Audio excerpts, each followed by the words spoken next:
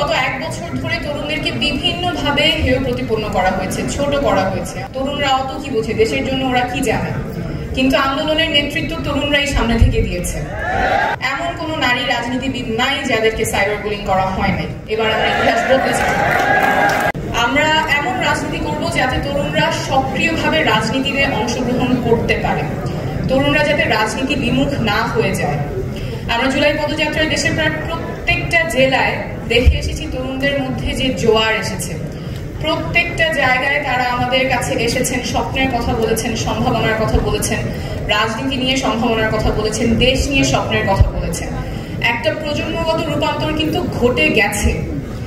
এই যে রাজনৈতিক সচেতনতা তৈরি হয়েছে, এটা আমাদের লালন করতে হবে, সাস্টেইন করতে হবে, আরো এনহ্যান্স করতে হবে। এবং এখানে আমি আশা করব আজকে যারা যুব সংগঠন আছেন, যুব শক্তি আছেন এবং রাজনৈতিক দল আছেন, তারা এই স্বপ্নটাকে লালন করতে সাহায্য করবেন, সহযোগিতা করবেন। আমাদের তরুণরা যদি আশাহত হয়ে পড়ে, তাদের যদি স্বপ্ন ভঙ্গ হয়, তাহলে দেশ তীব্র একটা সংকটের মুখে পড়বে। আমরা সেই জায়গায় ফেরত যেতে চাই না।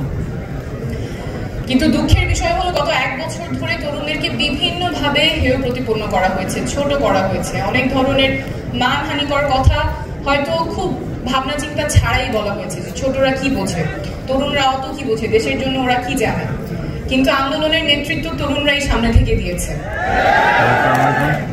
তাই এরকম কথা যেগুলো হয়তো আমরা অনেক চিন্তা করে না বলা হয় না, কিন্তু এটার একটা ইম্প্যাক্ট আছে। তরুণদেরকে ছোট করে দেখা, হেয় করে দেখা, এই সংস্কৃতি থেকে আমাদের বের হয়ে আসতে হবে। কারণ তরুণরা আমাদের শক্তি, আমাদের স্বপ্ন তরুণরাই সামনে নিয়ে যাবে। আমি সবার প্রতি আহ্বান করবো যাতে এই ভাষাগুলো, এই অ্যাটিটিউডগুলো যাতে না থাকে। তরুণরা যেমন রক্ত দিয়েছে, তরুণরা দেশকে সামনে নিয়ে যাবে, নীতি নির্ধারণীতে তাদের ভূমিকা থাকবে, দেশকে সামনে নিয়ে যাওয়ার ক্ষেত্রে তাদের ভূমিকা থাকবে। আমাদের এমন রাজনীতি করতে হবে যাতে নারীরা সক্রিয় অংশগ্রহণ করতে পারে। আমাদের অভ্যুত্থানের একদম সামনে থেকে নারীরা নেতৃত্ব দিয়েছে, কিন্তু গত এক বছরে আমরা এটাও দেখেছি এমন কোন নারী রাজনীতিবিদ নাই যাদেরকে সাইবার বুলিং করা হয় নাই। এমন কোন কটু কথা, propaganda, deepfake photo, deepfake video তৈরি করা হয় নাই যাতে তাদেরকে হেয় প্রতিপন্ন করা যায়। এটার মানে কোনো ইয়ত্তা নাই যেভাবে নারী রাজনীতিবিদদেরকে হেয় প্রতিপন্ন করা হয়েছে। এই সংস্কৃতি আমাদের ঠেকাতে হবে এবং এখানেও তরুণরা সম্মুখ সারিতে ভূমিকা রাখবে বলে আমি আশা করি। আমরা পিছু হটবো না।